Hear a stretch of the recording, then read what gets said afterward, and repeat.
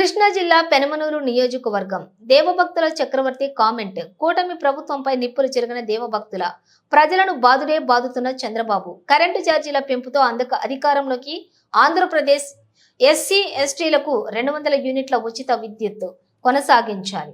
తక్షణమే గృహ వినియోగదారులపై మోపిన 15,485.36 కోట్ల ఛార్జీల బాధుడును వెనక్కి తీసుకోవాలి.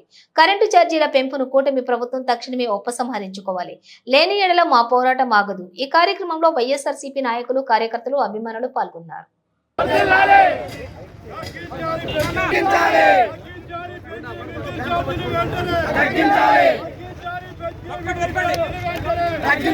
సుమారు 6,012 కోట్లు మీరు అదనపు భారం ప్రజల మీద వేయడం జరిగింది.